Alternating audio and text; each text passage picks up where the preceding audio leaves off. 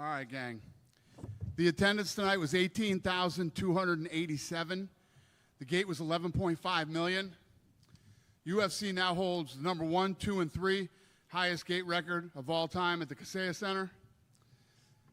Fight of the night was the main event, Volkan Lopes. The performance of the nights went to Paddy Pimblett and Silva. They all won $50,000. Congratulations to them. Taylor? Buddy? I mean, first of all, we'll start with the main event. Incredible performance by both guys. Yeah. But Volkanovski, you know, everyone's talking about his age, his chin. For him to come out and look basically as good as he ever has, give us your thoughts on his performance. Yeah, I thought he looked incredible tonight. I don't ever remember Volk not having a good chin, and he's really not that old. Were you surprised at how many shots, big shots, Diego was able to take and keep coming? Yeah, fascinating thing. Niner, one of the production guys, was telling me during the fight that that Lopes was 5 inches taller, but only had a 1-inch reach advantage or something like that. Because I was surprised that Diego wasn't throwing more jabs and trying to stay on the outside and use his reach advantage a lot more. But you know, it was a good fight. Both guys, you know, dug deep, battled. And obviously, look, whoever wins, wins. But for Volkanovski to win and become champion again, we remember how active he was when he first held the belt. For you personally, is it just cool that you know you have a guy who you can rely on anytime you need a champion to step up and fight? Yeah, I mean, we don't have that many problems with guys. But there's no doubt about it that Volkanovski was one of the best ever. I mean, the guys like him and Pereira, and you know, they're always ready to fight and always willing to step in and do whatever it takes. Paddy Pimblett, what a performance. You know, pretty much every question you could ask about that guy now answered. You know, he beat one of the best in the division in Michael Chandler. Give us your thoughts on his performance. What do we do with Chandler now and everything about that fight? Yeah, people keep counting him out, but he keeps looking better and better and better every time he shows up. Yeah, Paddy Pimblett showed tonight that he is the real deal. Beating Michael Chandler and beating him the way that he did, I don't know how you can doubt the kid anymore. It would seem likely that next fight out, he's going to get a big name opponent, right? And probably that would be the one that put him into title contention.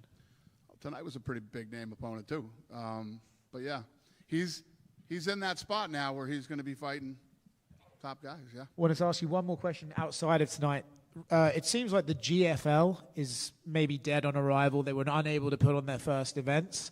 I don't know about your thoughts about them, but do you ever look at the business of MMA, and is it a bit of a concern to you that sometimes these promotions are not able to give fighters a place to go after they're done in the UFC, or give them a place to go instead of the UFC? Does it concern you that the business of MMA suffers without these other promotions doing well? Yeah, I don't know enough about the GFL to really speak on it, but this is, yeah, it's a lot harder than it looks. It's a lot harder than it looks. I don't know what else to say about that. I don't know enough about it. Yeah.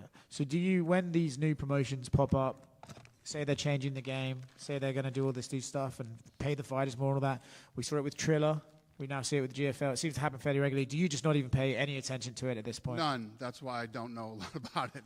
Literally none. I don't look at, obviously anywhere where these guys can go and make money either on their way up or on their way down is a great thing. But I don't even pay attention to any of that stuff anymore. Daniel, right here. I guess there's a video of Paddy and Colby Covington getting into it. Yeah, I just heard that on the way in here. You don't know any of what that was all about? It happens all the time back here, though. Pretty great performance from Yair Rodriguez. Some people online think maybe Pitbull just kind of froze under the UFC lights, especially in that first round. I don't really think he threw anything. So what did you make of that fight as a whole? Yeah, I thought it was a good fight. And there's no doubt about it. I mean, you guys have heard me talk about it for years. The jitters, no matter where you've been or what you've done, you think you're going to come here and it's going to be the same, and it's not. I'm not sure if that happened to him tonight. You'd have to ask him, but I thought it was a good fight. Pretty big star-making performance from John Silva. He even said that he thought he was carrying the promotion for this entire card throughout the week, had some of the biggest reactions. I'm curious what you made of his performance against Bryce Mitchell. Yeah, I expected a lot from that fight. I'll tell you what I'll say about Bryce Mitchell. You know what happened. And, you know, he's a grown man. He stood his ground, came out and faced the media several times, came in here and fought. And, you know, I'm sure a lot of moments he's had leading up to this fight, including tonight in the cage, he felt like his back was against the wall, and he stood up like a man, and he fought and did his thing. Jean Silva was back here, and he asked me to ask you this. His goal is to get married to his partner in a church, and he offered to make you the best man at his wedding if you would pay for the wedding singer. Well, wait a minute. So he wants to marry his partner In a church. And he offered to make you I'm the best man if I pay for it. pay for the wedding singer. Apparently there's some Brazilian singer he wants that is out of his price range. He asked me to pass the message along. I'm going to need more information on this, but I'm probably in. There was a couple strange stoppages on the prelims for two different reasons. Obviously, the Dan Ige, Sean Woodson, and then the Darren Elkins, Julian Erosa fight. I'm curious if you saw those two. I didn't see that one. I saw the end when they were, when Elkins was getting up and they were, my room was madness tonight. But I agreed that the Ige fight was stopped too soon. Amanda Nunes made big waves saying that she wanted to come back. She did a scrum backstage, apparently saying she does want the winner of Kayla Harrison and Juliana Pena. I'm curious, did she tell you this ahead of time before? No, at the press conference when I pointed to her, she said yes. Obviously, Aaron Pico, big signing. You've been talking about him for a long time. What are your plans with him? Because he thought he was going to fight Movzar. I guess he's not fighting Movzar, and he still does. He wants a big name, obviously. But I guess what are your plans with Aaron Pico? Yeah, we're working on him. I mean, the last couple of years, we brought in some new guys. Pitbull tonight, and I know that the guys have been really excited about him. They've been really excited to get him in here, and. We'll probably figure that out on Tuesday. Dana, right here. Yep. I believe the ESPN negotiation window ends Tuesday, right? Right. So just curious, as we go into that and you're like surveying the options and anything, like what kind of mindset are you taking into that and like how to level up the product, right? Because that's always been the case with every new TV deal. Is it more events, less events, different types of things? Is there any insights you can share? No, it's a great question. I mean, when the window opens, we'll obviously start, talking to lots of different people, and we'll see what the options are out there. We've said this every time. There could be a time when we end up on several different networks like sports, like all other sports do. I like ESPN, and I've said it many times. We had a bit of a rocky start, which is normal in any relationship, but we're in a great place with ESPN. Whether we re-sign with them or do not, I have nothing but great things to say about my time at ESPN. And when you think ahead, do you want to stick to the same schedule format, 43 events a year? I don't know. It depends on what ESPN or wherever else we go is looking for. Most of the times when you do these deals, you're catering to what the network needs. Plus, they'll have other programming, other sports that they need to, that they're already committed to with certain times and seasons and whatever it may be. So it always changes. Yeah, there's been It doesn't matter to me. Right. There's been like the various, I guess, reporting out there from kind of like media reporting outlets saying the price tag you guys are looking for is $1 billion a year. Is that something you can confirm that would be? Sounds good to me. And the past 2 years, during this week, the International Fight Week headliner has been announced. We don't have that yet. Are you guys pretty close to having that? I think a lot of people are excited to maybe see Khamzat Chimaev in a title fight. Is there any chance he's being looked at? That would be fun. Tuesday. Thank you. Thank you. Dana, right here. Yep. Michael Chandler is now 1-5 in his last 6, but he's always been exciting and a fan favorite. What do you make of his performance tonight? And he's always in the fight. I mean, he's always in the fight. Tonight was a big night for Paddy Pimblett. People, like we were just talking about, people have been doubting Paddy Pimblett every single fight he fights, and he's undefeated in the UFC.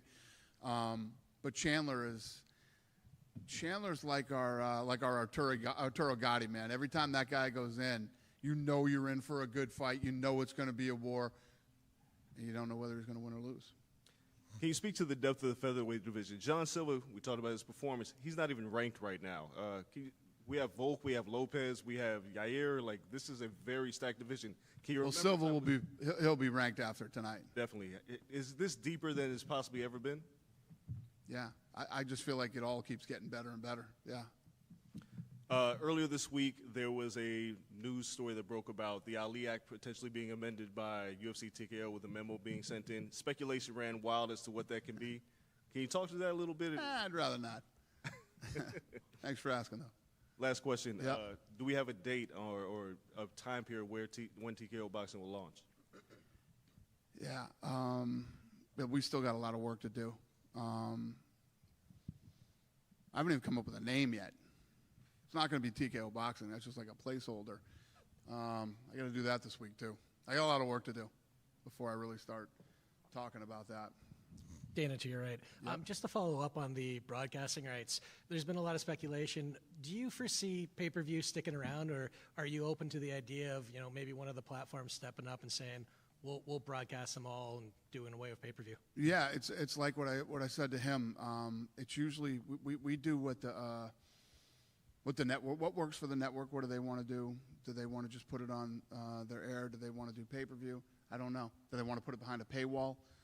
I don't know any of those things. Tuesday, the window opens and we start talking to other networks, and we'll get more into that. And then Verna Jandaroba tonight, 5 wins in a row now, the last 2 against former title challengers. And, of course, we don't know what's happening with Weili. Is there any update on that? Is the thinking that maybe Shevchenko, is Verna going to have to wait? She was concerned about the division being held up. Yeah, I don't disagree with you. I don't know right now, though. I'm not even thinking about that. But, yes, huge win for her tonight. Yeah. Thank you. Yep. Dana over here. The featherweight division's on fire right now.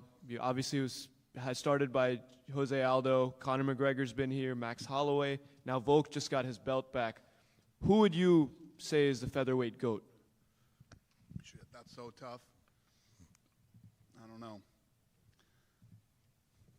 The rankings are so good, you should probably have them do it. Figure out Dana at the back here, mate. the way GOAT is. You done with me? Oh, sorry. Yeah? I had one more if you're cool with it. Go ahead. Yeah. Yeah, so The Ultimate Fighter Season 33 is coming out next month. What's the filming process been like, and has there been any drama? Are there any fighters that really excite you? I don't know about any drama, but the fights are awesome. The fights have been awesome. Yeah. So, yes, sir. Yeah, due to COVID and other reasons, Alex Volkanovski was never able to defend his belt at home. Now that he's the champ again, will you work with him to maybe let him have his first defense in Sydney, Australia? I mean, you never. Everything's about timing and where we're planning on going this year already and all that stuff. But yes, we would love to do that for him. That would be great. Good on you. Thank you, sir. Dana, right here. Yep. You just mentioned the rankings and John Silva. Any update on when the new meta rankings will be out? We're working on it. No. Thank you. Yep. We just announced the deal. We don't have the rankings ready yet. Dana, Yeah. Ilia Topuria recently said that he was promised a title shot. Who did? Ilia Topuria Okay. at 155. Is that the case, or what's next for him at 155? We're working on it. we got a lot of shit to do.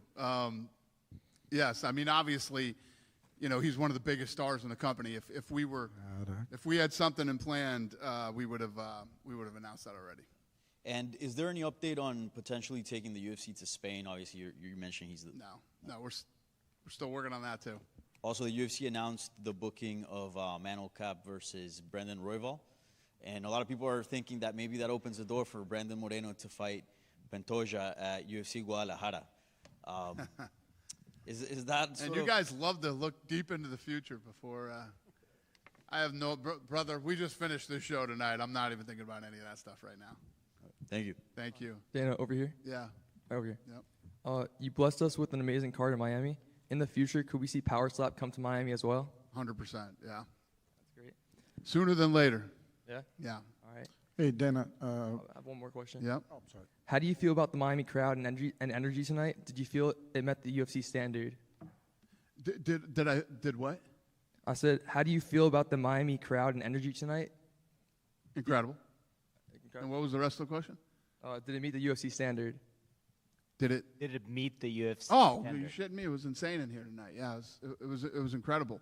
And again, I say this every time that I come here now. It's like Miami has turned into this incredible international destination. I didn't love Miami as much as everybody else did 15 years ago, 17 years ago, whatever, when we first came. Now, this city is off the charts. I mean, everywhere you go, it's buzzing. The restaurants are incredible. The shopping, it's just, this place has really turned into an incredible city over the last several years. And now we're 1, 2, and 3 here all time at the Kaseya Center, and the crowd, the fans, everybody. I mean, this is a place now, when we put on a fight here, we make sure that we build, a badass card, and people come from everywhere to Miami now to spend the weekend here. Yeah. Thank you. Can't say it enough. Hey, Dan, Go ahead, sir. I'm from Brazil. There's what's the plan for Brazil this year with pay-per-views? Yeah, we've been talking about, we're working on Brazil right now. We will be in Brazil, and we'll figure this thing out. And how's Fight Pass Brazil going? Because I was a big supporter of it. I thought it was awesome to be able to measure our fighters when they fight, how many subscriptions you get and all that stuff. Is it something you guys gonna keep? Is it? Yeah. Yes, absolutely. I mean, that's where we're on TV in Brazil. So yeah, we're gonna keep on doing it. Yes. Last one. And thank you. Any plans for Power Slap in Brazil? Yeah. Listen, I'm taking Power Slap everywhere too. It's gonna go everywhere. I'm sure they'll love it. Thank you. Thank you, sir. Hey, Dana over here. Yep. So you were mentioning Miami, and like 3 years in a row, it's just been outstanding here. And you've had President Trump here, and even the cabinet here tonight, some of his cabinet. Just what was that like? And just did it make it a little more challenging having him and the cabinet here, because it was a different situation from last year and the year before? Well, when he first started coming, it made it challenging because we had never done it before. Now it's a piece of cake. We work well together with Secret Service and law enforcement, and it goes pretty smooth. Other than some roads being shut down when people are trying to get here, but other than that, it's been very smooth. They're easy to work with, and he's such a huge fight fan. He loves coming to the fight, so it's fun. I like when he comes. And lastly, for me, just what has it been like? UFC has just been killing it. WWE is killing it. What's it been like with this TKO group merger with you guys, and just everything's just going great right now? Well, thank you, sir. Yeah, I agree with you. Everything is good right now, and yeah, it's been fun. We've been busy as hell. I've been home like 22 days since Christmas, but it's been good, really good. Thank you, sir. Dana. Hello, Dana, right here. Hi. I've got only one question. Yep. You guys have been bringing the UFC in Paris 3 years in a row.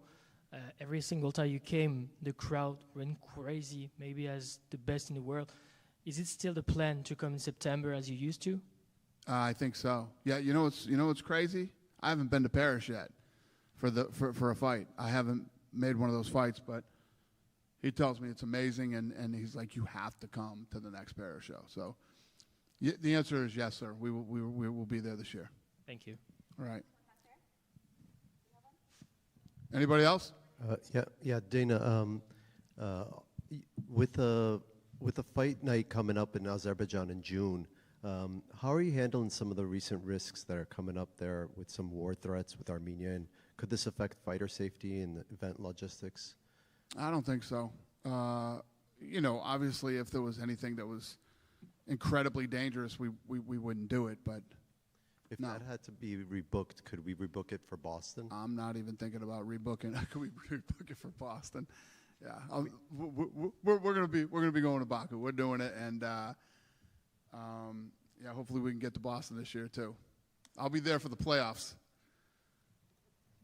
Any other questions? Done? Good night, everybody. Thank you.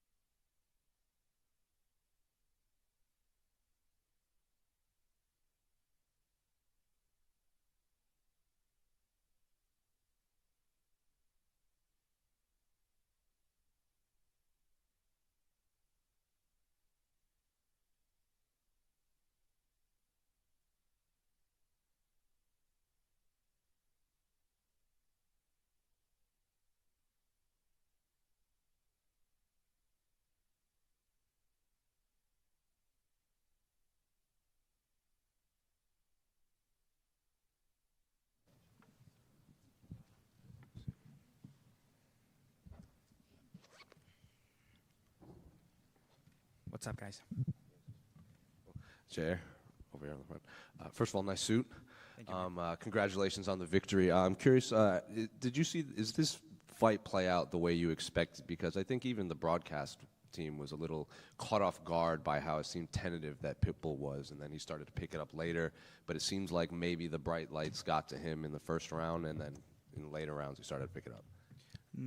It didn't play out exactly the way I wanted, because the way that I was picturing it in my head was winning by KO in the first round. You guys saw one head kick that I really completely landed. I think I didn't got him like with full power, because he was like way too short distance from me, so I couldn't really develop the full power of the kick. But I was practicing on that kick a lot, and it was landing on everybody and on the gym. And I was able to land it here, but unfortunately I wasn't able to come out with the KO as I wanted. But we still were able to come out with a nice win. And obviously in all of your fights, it's very kick heavy, but this fight in particular, it seems like almost every strike you threw was that high kick or a kick to the body. Was this the game plan, to just rely heavily on those kicks, or during the fight you just realized like he doesn't really have anything for this, I'm going to keep using this? He was really calm and collected there. He wanted me to do the mistake first, and my coach did the job of keep on reminding me to not do the mistake. He wanted me to go in first, you know, so he wanted to drag me in so he could attack me over the top. He wanted to attack me over the top of my jab, and he wanted to land that heavy right hand. He wasn't able to do that because I was able to completely stay in my distance. I saw you bow to him at the end of the fight once the last bell rang, and then you guys hugged and spoke for a little bit. What did you guys tell each other? You know, I always respect my opponent, so I told him, hey man, I think you have a really bright future on the UFC. I respect you, you're a warrior. God bless you, and I wish you nothing but the best. And at media day, you made it known you made a lot of changes in your life for this camp. You said you were taking this camp very seriously. So like physically, how did you feel in there? And just did you feel you performed at your, like how you should have been performing all these years? Wow, bro. Like, honestly, I feel way better than ever before, you know. Actually, if you like, you have to go and look at my resume. The UFC has a tendency of like always putting me to fight in like high elevation places. Denver, Salt Lake City, Mexico, and you know, main events. So this one being a three-round fight in sea level, wow, this was a gift. Obviously, you said you were promised maybe a title shot. You wanted that in Guadalajara. How confident are you that you can get Volkanovski to go to Mexico to fight you? Brother, Volkanovski has fight like all over around the world. He hasn't fight in Mexico.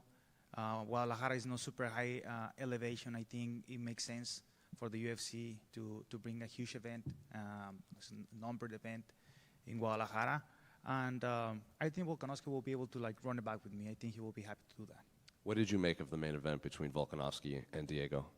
Fuck, man, I wish I could like tell you better. I was able to kind of look in between interviews, because I was doing an interview and I was like kind of looking, and I was just trying to put attention to the fight while I was doing the interviews. I will have to go and like really like look, but it looked like a really fun and interesting fight. Both of the guys that were doing like a good job. Obviously, Volkanovski got the better side of it, and he was able to come out with the win. Then just last one for me. You know, I have to ask. A lot of fans, you know, they want to see you fight Diego now after that press conference. I'm curious, what's the issue there? And if you don't get Volkanovski, is a matchup with Diego in Mexico, is that the biggest fight, that maybe even bigger than a title fight at this point in the eyes of the fans? Yeah, in the eyes of the fans, of course.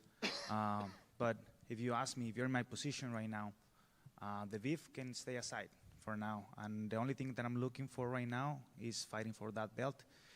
What happened? I think when the moment comes, we will talk more about it. But for now, I just want to focus on that title fight, which is fighting against the current champ, Alexander Volkanovski, on a rematch. And I want to do that in Guadalajara. Just one more to follow up on the Diego situation. You don't have to tell us exactly what the issue is, but is it a serious beef that has to be resolved at some point? Like, you will have to fight him before the end of your career? Yeah, I think it will have to happen at some point. You know, I actually talked to my friend, Marco Beltran, and I told him, I got you, bro. I got this one for you. All right, I'll make sure at some point, whenever I have the chance to fight him, I'll make sure I got it for you.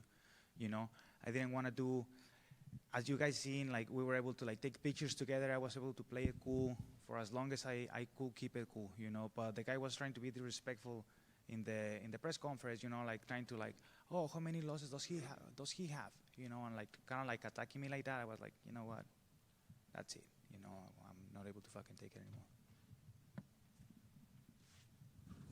Jade, just a quick one over here. If you don't mind, what exactly happened between you and Diego Lopes? Like, why is there an issue between the two, and how is Marco? I know Marco and him fought in Mexico, but is there something more to that? Yeah, there is more to that, 100%. But I think the proper person to tell you that is Marco Beltran. So I think he's able to give you all the details about that issue, and I think that's the right person to give you the. I'm gonna take care of the job for him because he's my friend, and I have his fucking back. Like he has my back, and he's the one who should be talking about the issue of what happened, because honestly that was fucked up. But I'm just gonna take care of my friend. Yeah. And since you're campaigning for a title shot and Volkanovski won the belt, I guess how much differently would a fight look now compared then to the one that we first saw with you and Volkanovski? Completely different. I'm a completely different person right now. It looks like Volk is too. You know, he was actually mentioning that he stopped drinking, he stopped doing like bad things, and you know, and I'm happy to fight that version of Volk as well, because I feel like a better version of myself right now. I think I could beat him. Yeah. And how are you gonna celebrate tonight? This victory? You're in Miami, looking like Tony Montana right now.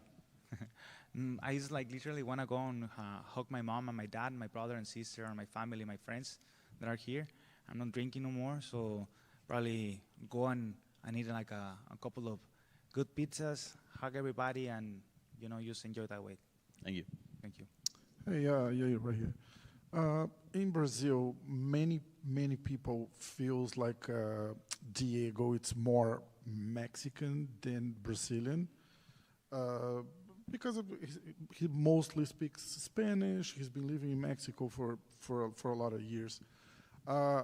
If an eventual fight between you and him happens in Mexico, do you think the crowd will be split between you two, or you think you get the majority of the? So everything kind of like got twisted with my words. I don't know why that thing is always happening. You know, I get it's like. Probably a reporter or some other reporters, I'm not saying everybody's job to kind of do that, but I always like played respectful to Diego, you know, and to the fans as well, because what I say was like, I do not agree that he's just like using that, you know, Mexican side, he speaks Spanish, like to kind of drag attention and drag fans from Mexico. I will never do that. That's what I said. I'm okay if Mexican people want to support, I'm okay. To this point, I'm okay. If you're Mexican and if you want to support Diego Lopes, it's your choice. I am no one to tell you who you should support or who you shouldn't. You know, the only thing I'm saying is I'm 100% Mexican. I've been killing myself for the last 11 years to represent my country on the highest level of martial arts. To this day, I keep on doing that way on the best way possible, and that's the only thing I'm saying. You know, so if you want to support Diego Lopes, go ahead, fucking cheer for him. Thank you. Congrats on the win tonight. Thank you. No problem. Yeah, you're an alumni right here. You're an alumni of the Ultimate Fighter Latin America. Your coach was the great Cain Velasquez. Obviously, he's been going through a tough time right now. Do you have a message of encouragement for him? Cain, you know I love you. You're my carnal. I know you're going through some tough times, and I hope everything can get solved in the best way possible, and free Cain. One more from me. You've trained with a lot of champions like Bilal Muhammad and Juliana Pena. Both of them have some huge title fights coming up. What's the energy been like in the gym, and how much have they helped you? It's just you become like the person, like the people that you have around yourself, and I can tell that about all the people that I have around me, not only friends and family, but also like all the team. Great team of people that I have around me, and you know, it's been an awesome journey. you know, to get back to the gym, get back to the routine, you know, and being able to kind of like put everything aside and just like look at the transformation of my body and my mindset changing. It's been incredible. I'm super happy and glad to have everybody on my corner. Jair, felicidades por tu victoria. Gracias. Luego de 2 derrotas consecutivas, finalmente vuelves a la ruta ganadora sobre una leyenda como lo es Patricio Freire. ¿Cuál es tu argumento si a las personas que dicen que una victoria no es suficiente para disputar el título?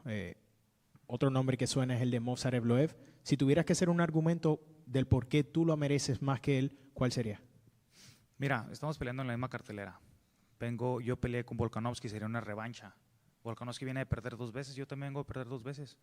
Vengo de recibir a una gran leyenda de Bellator. Yo arriesgué todo para recibir a una leyenda del deporte, doblemente campeón, el más condecorado de Bellator. Yo lo tomé como si fuera una pelea de campeonato. Me vi excelente esta noche y la UFC quiere hacer un evento en México. Tenemos nuevo campeón de las 145 libras, en lo cual es Alexander Volkanovski. La UFC quiere hacer un evento histórico en México, en Guadalajara. Yo soy uno de sus máximos representantes en las 145 libras y en México, y yo creo que es la pelea a hacer.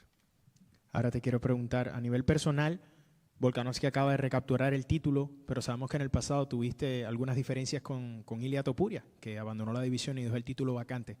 Si hubiera sido tu preferencia, ¿contra quién hubieses preferido disputar el título? ¿Contra Alexander Volkanovski en una revancha o te hubiese gustado enfrentar a Ilia Topuria? Me hubiera gustado enfrentar a Ilia Topuria, solamente para arreglar las diferencias, pero quiero dejar bien en claro que para mí el hecho de poder volver a enfrentar a Volkanovski para mí es un gran orgullo, porque Volkanovski es un guerrero que respeto al máximo. De hecho, mis padres tuvieron la oportunidad de tomarse fotos con su padre también. Ahorita tuve un momento con ellos ahí, con su familia, en la parte de atrás. Es una persona que respeto mucho, me cae muy bien y creo que es un excelente campeón, pero ahora es mi oportunidad. Y has hablado de los cambios que hiciste de cara a este campamento, ¿no? Las nuevas rutinas que has implementado que te han llevado a este nivel. ¿Qué tuvo que suceder para que pudieras encontrar ese nuevo nivel, ¿no? Vimos a Nacho, que ha hablado muy bien de ti y fue uno de los peleadores que aseguró que estabas en una nota diferente al pasado. ¿Qué tuvo que suceder para que Jair llegara a ser el Jair que está sentado frente a mí? Sabes, yo he escuchado en el pasado que la información siempre está como en el aire. La información pues siempre está ahí y como de repente recibir un mensaje de arriba, así me cayó como un mensaje, como cuando te acuerdas de algo o como cuando te das cuenta de algo que no te habías dado cuenta en el pasado. Entonces, de repente fue un momento para mí así de pero pues, ¿qué estoy haciendo? O sea, si soy un atleta profesional, si me quiero dedicar a esto, los últimos años que me quedan de carrera, pues tengo que hacer una gran diferencia, tengo que marcar una diferencia de entre el antes y el ahora, y eso es lo que me he estado enfocando en hacer, en marcar una gran diferencia en cuanto a mis hábitos alimenticios, en cuanto a mi entrenamiento, mi salud mental, en cuanto a todo. He estado haciendo todo lo necesario para llegar de la mejor manera preparado posible. Confío en mi equipo de trabajo, confío en la gente que está alrededor mía y estoy 100% seguro de que me voy a convertir en campeón del mundo en este año. Felicidades. Gracias. Yeah, you're over here. Over here. All right. One second. What part of your game are you most focused on? What part of your game are you most focused on sharpening as you look to become champion? I think everything, you know, but I still see some like deficiencies on my wrestling, not because of my coach and also my jiu-jitsu, not because of my coach, obviously, because they're there putting the time, but I'm still working on it. And I have to put more time and more time and more time on it. It's not like that it is not there. It is there, you know, but I've been working for so many years into getting better. And in the gym, if you ask me, or if you ask my coaches, I think my level in the gym is higher than what it is here when I'm fighting, you know. But I think it's a matter of experience, that you're able to explode that and bring it into the octagon, you know, which I'm gaining more and more experience. That's what you saw today, a more experienced Jair. And I think with the fights that are coming after this one, I will be showing more and more of that, especially with the work of my team. Thank you. Thank you. Jair, good to see you again, Papa. We talked earlier this week about how much you loved Miami. Would you consider moving your team and your whole camp here full time? I know you talked about sea level. Right? You talked about like sea level elevation, and I feel like, you know, obviously Miami is kind of close to where you train out of. Is that something you'd consider doing full time? I would love to, you know, but that's not completely up to me, you know. We have a large group of teammates and people, coaches as well, and that will have to be like a major change, you know. But you already hear it from my coach, my head coach, Mike Valle, you know, he will be happy to do so. Chicago, everybody loves Chicago.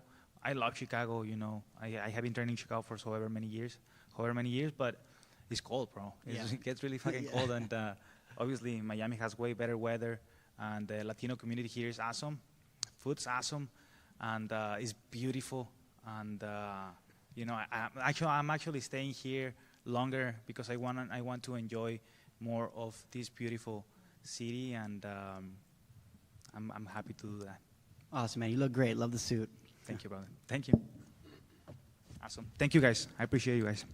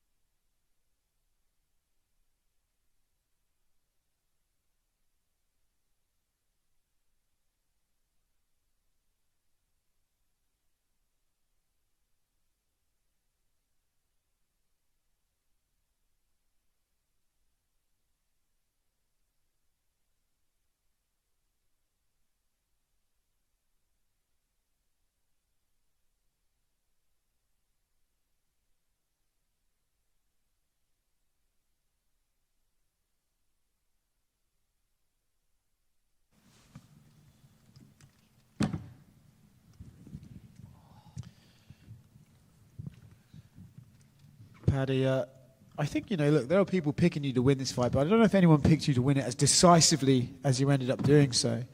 I know you're your own critic, but I assume you have to be proud of that one. Yeah, definitely. You know, the game plan went perfect. Everything we've been training in the gym up until this point worked. You know, everything we said we were going to do, we done. And it was brilliant. Like, I'm very happy with my performance. As soon as you landed, I think it was a knee that blew his cheek open, right? Did you know, okay, beginning of the end here, right? There's very few fighters that can survive a shot like that and keep coming. Yeah, I smell blood in the water and I've got proper killer instinct. So, but the one thing I did do is obviously I ran at him and started putting it on him, and then we'd spoke about it beforehand. A wounded animal is the most dangerous one. And you've seen it with Chandler before. When he's hurt, he swings wild and he catches people. So I thought, this is the time to take him down. This is the time to put him on his back and put a beating on him.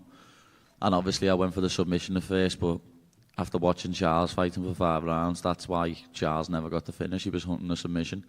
And I just knew I could TKO him on the floor with ground and pound. I assume there are probably times before this in your career that you would not have been that smart and made that choice. Is it cool to go in there and sort of after the fact be able to realize, well, I can see my own growth. I'm seeing growth in fights with better IQ. Yeah, I think I've got the best fight IQ in the game, other than John Jones. I think I've got the best fight IQ in the game. I don't think anyone's got better fight IQ than me, and I couldn't wait to throw a 12-6 elbow. He pretty much got you with one of the best nut shots I've ever seen. You know, we spoke about. You said he was a dirty bastard in the cage. Reckon he did that on purpose, or was that? I don't know what I mean? As I say, I like Mike. He's a nice fella. He's very respectful and nice outside the cage, but when he gets in it, he hit me with about 4 punches in the back of the head in the first round. Know what I mean? Nothing even got said to him. But you never know. He might have kicked me on purpose because he needed a little break. Everyone was questioning my cardio going into this fight, saying that I wouldn't be able to keep up a pace with Mike. And it was him that was gassing, not me. I felt fresh. So because of that, when he kicked me in the balls, it was a flush kick as well. It was me dick and me balls was still hurting when I said let's go. But as I say, I knew he was tired. I could see he was tired, so I was like, I'm not giving him this breather so he can get all his breath back and swing a big punch at me. I just got right back into the action. He also landed, it has to be said, in the first round, pretty solid right hand on you. I suppose there's probably 3 words that could sum up why that didn't hurt you more, is there? Scousers don't get knocked out, lad, you know that. But, laddie, I think the calf kick I hit him with when he hit me with the right hand hurt him more than the right hand hit me. And we said this beforehand, he's going to hit me, you know what I mean? We're in a fight. He's going to get me at one point. But my chin's never been cracked and it's never going to. It's not going to happen. It's just not. People can laugh at me all they want when I say I won't get knocked out, but I won't. He wasn't the only fight you nearly got into tonight, though. We saw a video of you backstage with Colby Covington. Mr. Irrelevant, trying to stay relevant. The fucking whopper.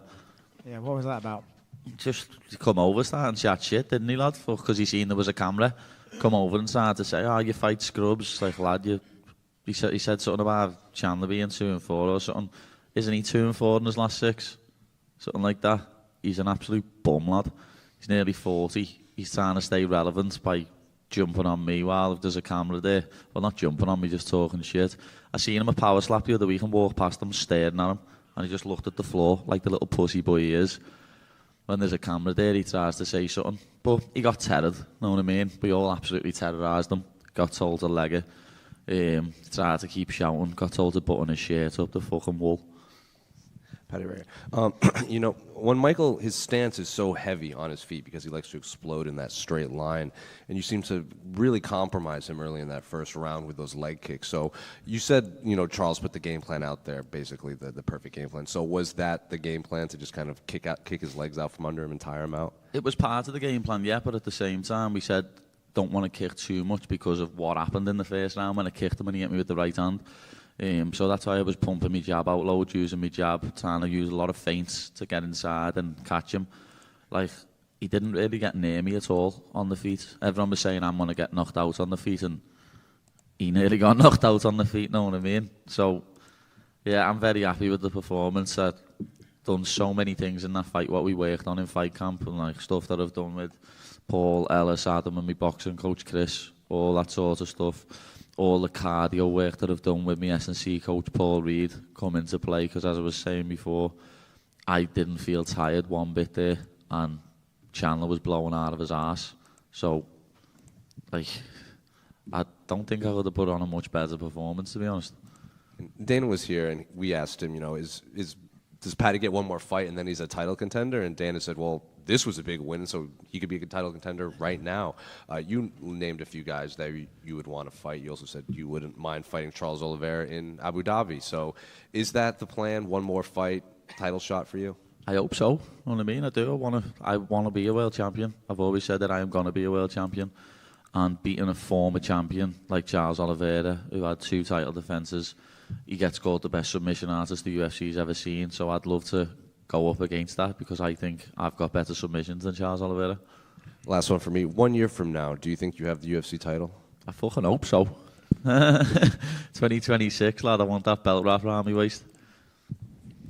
Paddy, you here. When you see yourself fighting for the belt, which is obviously in the near future, who do you think you'll be fighting? Is it going to be Islam Makhachev?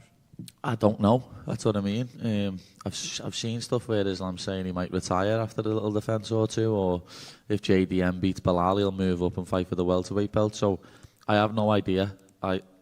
Obviously you train to fight the best, so I'm training at the minute to fight Islam Makhachev, but he mightn't even be the champion by the time I get there. So we're just going to have to see what happens. You've got to let it all play out, haven't you? And whoever's in front of me, that's who I fight. Whoever the UFC send me a contract with their name on, that's who I fight. And that'll be whoever I fight next. Whoever the UFC send me a contract with their name on. I'll never turn a fight down. And I gotta ask you, you took aim at all the big dogs of the division, right? But a lot of people are interested in seeing you and Ilia Topuria fight because there's a lot of history, right? There's a whole thing built into it. So I guess where does he fit, and like how do you see you two crossing paths? Because right now it just seems like, at least in the immediate future, he's not in your plans. Maybe I'm wrong. But I guess where does he fit in this whole picture? To be honest, I forgot about him. I forgot all about him. Or I would have mentioned him in the cage. You know what I mean? I don't call him hand sanitizer boy anymore. He's now El Chorizo. But as I say, I literally forgot all about him. That's how relevant he is. I'm ranked higher than he is at lightweight. So, you know, I'd love to welcome him to 155. But apparently he's sitting out and waiting for the title shot. But, you know, that what I've just done to Chandler's half the blueprint of beating him. He's even more of a midget than Chandler is. Like, I'll do the exact same thing to Ilia than what I've done to Chandler. But as I say, anyone can get it. All the names I mentioned. And even McGregor putting money on Chandler to win, lad. Like, the Irish Scouse connection, lad, he's meant to back me. And he never. So, if he wants it, he'll get muftied as well. That surprised you? Yeah, I didn't think he'd go against me. Like, to be honest, I thought he'd back me, lad. Not back Chandler. But one of them, innit? Thank you. Paddy over here. Obviously, Conor bet against you, but he was respectful in it. What do you plan on saying to him the next time you see him? I don't know if I'll ever see him. You never know. I'll say to him, what happened there, lad? Fucking hell. The Irish Scouse connection, you meant to back me, but you went for the yank instead. But, you know, it's one of them. If he ever wants to come back, I'll be here waiting. And one more from me. You have such creative nicknames for your rivals like Colby Covington, Armin Sarukian. Could you tell me, were you always this good with your trash talk, or did it get better with time?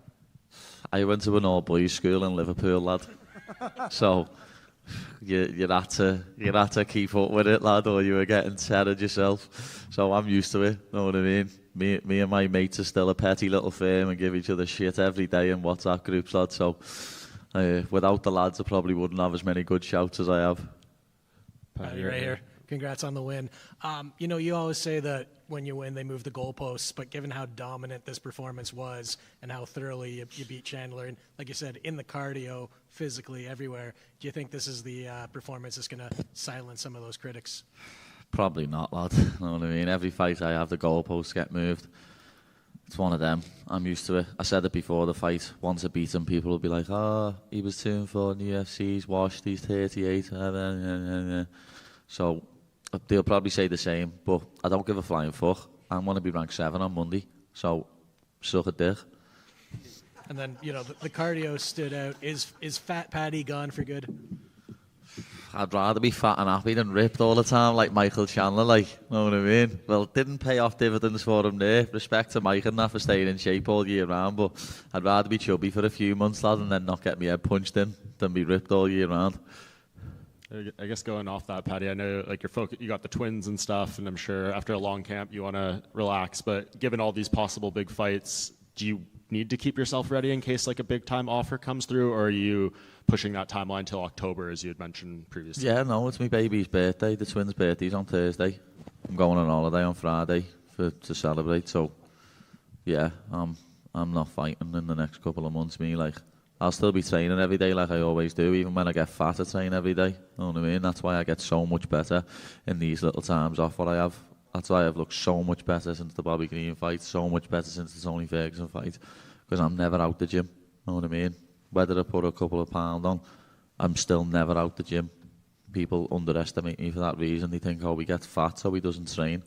No, I just eat loads of food and still train. You know what I mean? But as I say, I'm going on holiday. I'm going to enjoy my time with my kids. It's my wife's birthday next month. Liverpool are going to win the league. So there's a few things that I've got to do. And I guess lastly, I know you said you don't care about getting your validation from the fans, but who do you think you could beat that would make you undeniable in that sense? Is it just beating the champion? Yeah.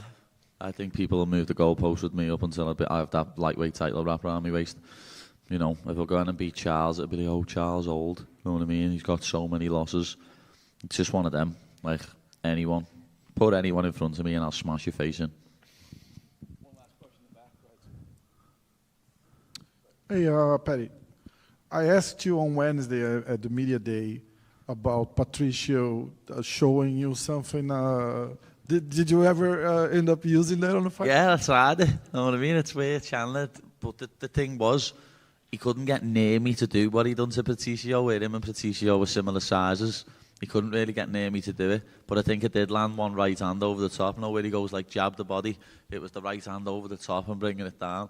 I think I might have landed one of them in the fight. But as I say, Patricio and Chandler are a similar height. So it was easier for him to do that. Where I didn't let Chandler get near me. You know what I mean? I was keeping on the end of my kicks, the end of my jab. So I didn't really even let him initiate that jab the body to counter it. But I think I did hit him with one. I can't remember fully, but I think I did hit him with one or two. I'm gonna ask this because I'm from Brazil and people in Brazil they had that thing between you and Renato Moicano. Yeah. Is this a fight that you still won? Now you're gonna be ahead of him on the rankings. No, unlucky Renato. Not know easy. What I mean? No, I'm ranked above him now, lad. Know what I mean? He's in the rear view mirror. He actually walked past me before when I was doing an interview, and I went to shout him to say what's happening, but he walked past. I seen him on the broadcast though, shouting "Pim bitch, Pim bitch." I love the way he says my name, lad. It's absolutely hilarious. Paddy Pim bitch, Paddy Pim bitch. Easy money. Yeah, easy money. But I think he knows after watching that fight, if he fought me, he'd bet on me. Hey, thank you, man. Congrats on the win. All good, people. See you in a bit. Any Scrangaff still open? Anyone know any food places still open? Fucking best be a Scrangaff open, you know. Paddy.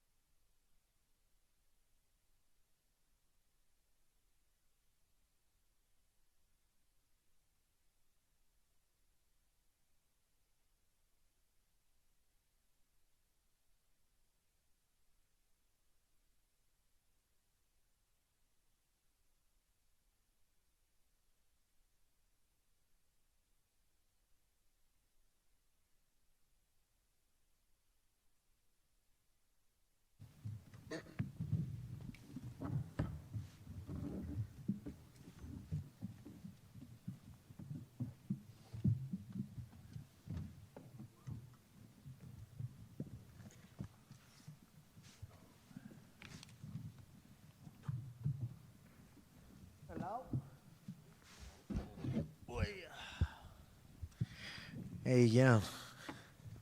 Well, Alex, great fight. You know, you had a long time out of the cage and you want to be active. So to go in there, have the performance you did, how happy are you feeling right now? Yeah, man, hasn't properly settled in yet, to be quite honest. I'm looking forward to watching back the fight. I got to just go through the phone and, you know, obviously fight of the night.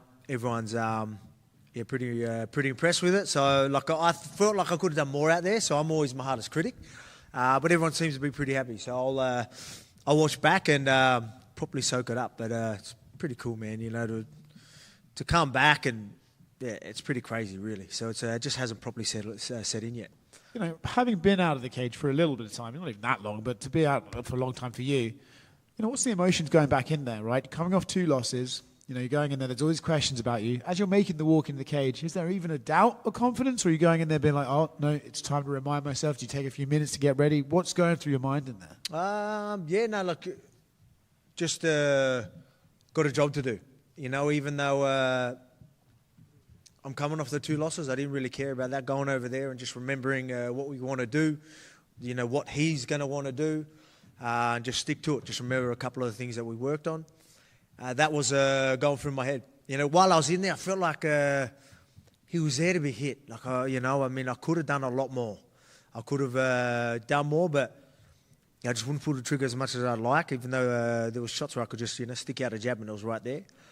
You know, I could have done probably a lot more. So I'm my hardest critic. I'll watch it back, and then we'll see. But, I mean, obviously, you know, everyone going to count you out. You know, is he done? You know, obviously I took some shots as well, so I didn't go lights out. So that's good. You know, a lot of people probably thinking that's what would have happened. So I guess I'm glad I got to feel that and bounce back from a bit of adversity. You say you could have done more. You did hit him a lot with big shots as well. Were you surprised? Because he's a little bit... I know I must have, because my hands bloody hurt. So, yeah, must have landed some big shots.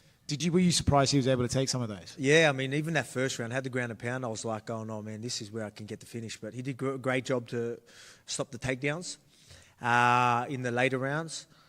But, yeah, I just had to stay disciplined, you know what I mean? As soon as I'll do a couple of mistakes, he was able to capitalise on it, you know. But when I stayed disciplined, I could make him miss and, you know, tee off on him, you know, land some nice clean jabs and land some clean stuff. But, yeah, just had to stay disciplined in there. And you mentioned, look, he capitalised on some mistakes. I think he dropped you in the end of the second round. Mm-hmm. Proper buzzed, a little off balance. What were we feeling in there? I can't remember which one it was that I just got me in the eye and I lost complete vision.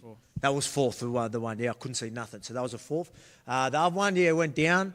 I felt like, you know, I was there, like I knew what was going on. But, I mean, obviously I went down. So, yeah, must have, you know, got me at least a little bit rocked, I guess. Off balance, I don't know. Well, like I said, I'll watch it back. I felt fine, but, I mean, I'll watch it back.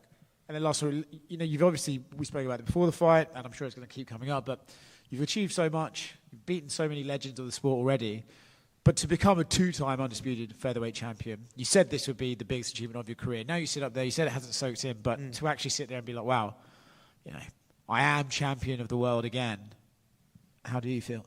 Yeah, good. I mean, it was funny. Before I went out, I was saying, like, I promised, you know, I'd do my walk around the mat while I'm warming up. And I always say, you know, there's no way that they're taking this away from my family. This is what I would say, like, you know, when I had the belt. And I'm like, and I sort of said that at the start today, like while I was walking around. I was like, I promised my girls I'll bring the belt back. And then I'm like, it's not about bringing the belt back. Like I even said it in there. I go, well, it's not about bringing the belt back. It's about overcoming this adversity, you know, these 2 losses, the break I had. You know, a lot of people are going to think I'm done. You know, 36 years old. That is more important. You know, me, you know, showing my kids, you know, what you could be capable of when people are counting you out. And I said to you all week, everyone has every right to count me out. You know, coming off 2 losses, big break, 36 years old, young, hungry, dangerous guy. And I told you, like, hey, I'm the guy to, you know, you can definitely think that. You have every right until I change your mind. Hopefully I changed your mind. And, yeah, I think there's more of a message in all of that than just taking the belt back to the family. Alex, over here. You know, you talked about the amount of damage that Diego could take, but, you know, Dan Ige said that no, he's never faced anyone that hits as hard as Diego, that the power just felt different. For featherweight, it was more of like a thudding power. So when you were in there, like we can see a little bit on your face, but like how did the power? More than a little bit, yes.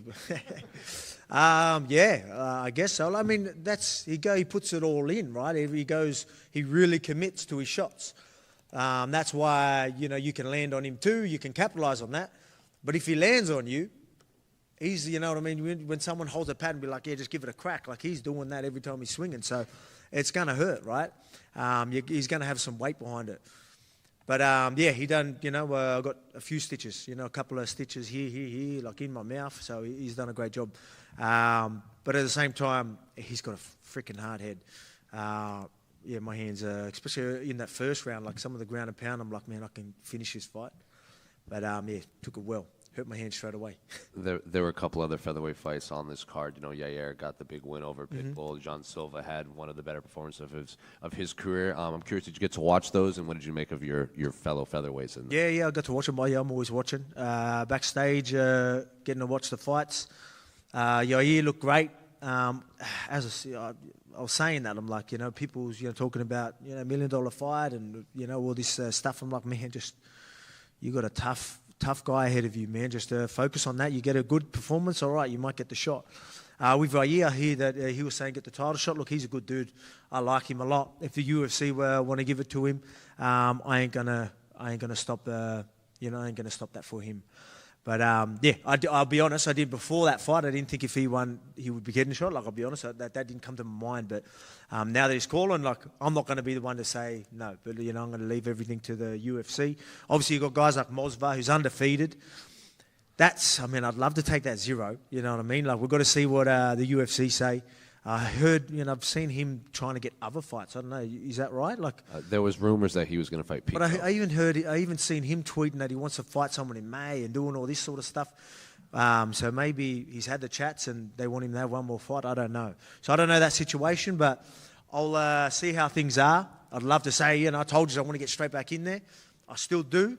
But I'm going to have to maybe look at a couple of things. Yair seems to think you would go to Mexico to fight him in that big Guadalajara show in September. Is that something you'd be willing to do? September. I mean, if everything's good, I'd probably like to go soon, quicker than that, to be honest. That's probably the second fight. So maybe it can be, if I'm good, maybe I get the fight, maybe July or September. Oh, yeah, we can maybe fit it in. Mosva, you know what I mean? Like, you take if they want to do that, if they want to quickly go and I feel good, maybe quick turnaround with Mosva if I don't have busted hands. We'll see. Like I said, that was my plans. Bang, bang, bang, bang. But I didn't expect to get hit this much. So credit to fucking Diego. You went viral on the internet for your reaction to the press conference when Diego and Yair were going. It's kind of zoomed in on your face. You looked obviously very confused. I'm curious, how much did that catch you off guard? Because now fans seem to think that that's the fight that should play out in Mexico. That's a good fight. It caught me by surprise because they've trained together.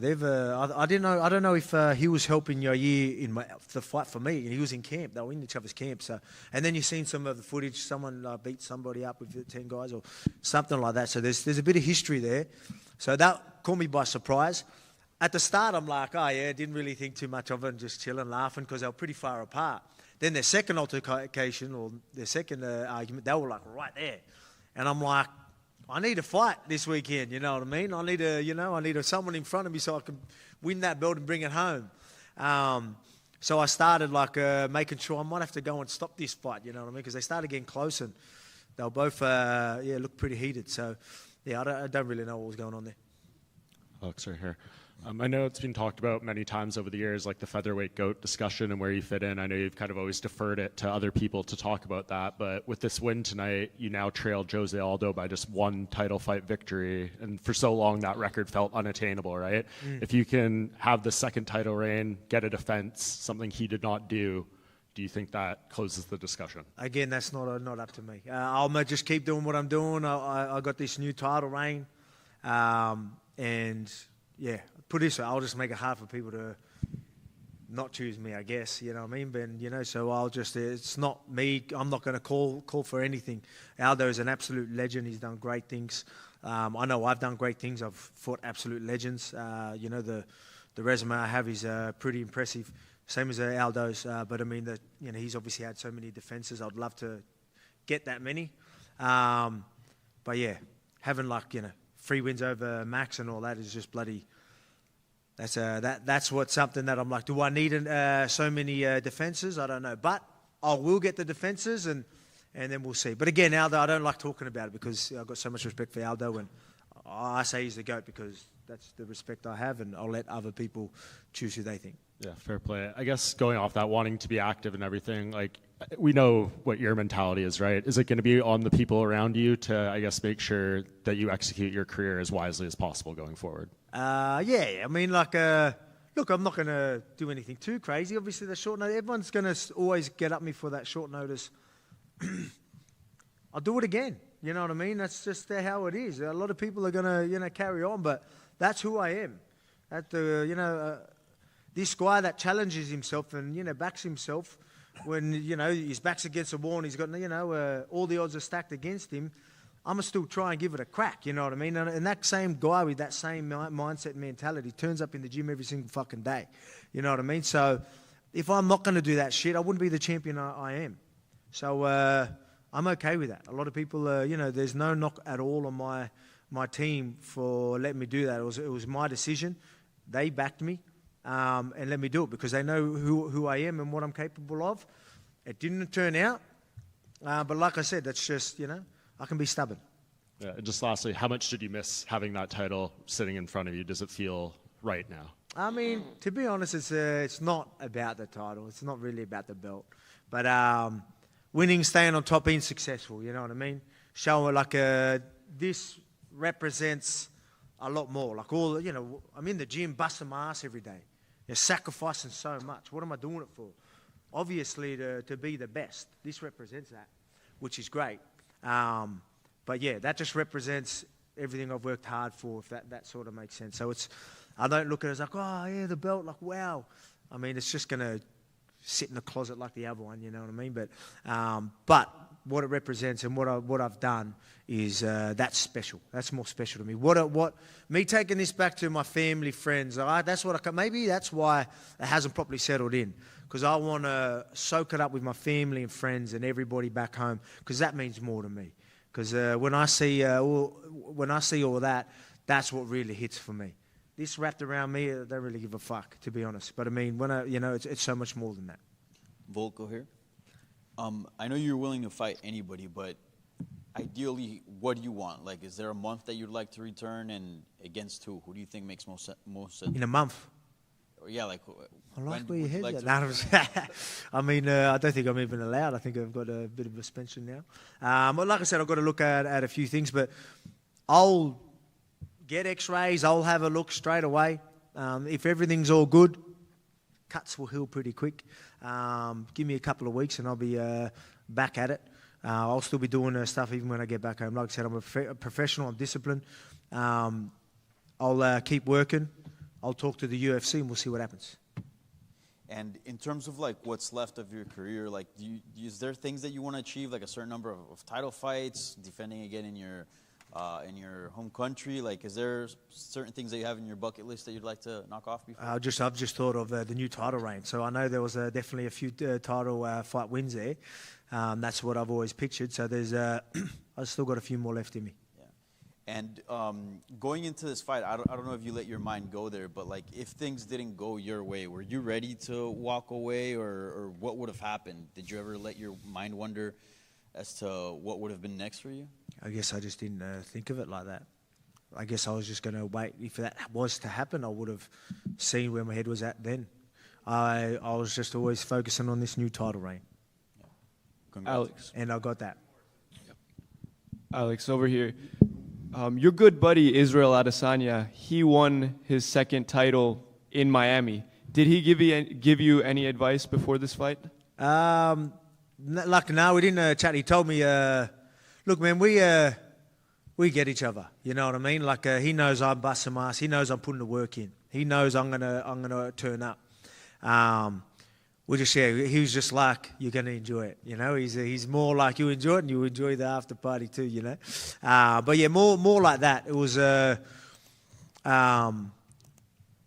more them chats. He knows, like, you know, when I chat, he goes, I know what you do, you know what I mean, and that means a lot. It makes. But me going back to his, I was over there for his last camp. You know, it was unfortunate how that fight went, but mate, that fired me up watching him, the way he was going through camp. You know, and obviously we are, you know, everyone wants to say we're at the back end of our career, and then for him to, you know, smash some of them training sessions like he did, that fired me up. You know, that was at the start of my camp, so I'm like, all right, I'm going to keep that energy rolling, and I did, and yeah, we got a hand raised. So, mate, I didn't get a moment like easy. I mean, fuck, you know what I mean? That was now that's a fucking moment, but I mean, you know, fight of the night here in Miami. At least we're still winning big over here. Congrats. First of all, Alex, mate, just want to say congrats. Thank you did you. it.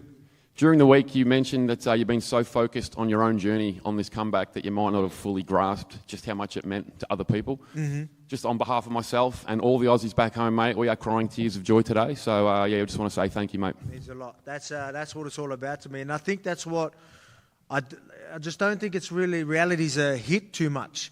I think it's because it's not really about that. Like I said, I want to take it back to the family and friends, and it's so much bigger than me.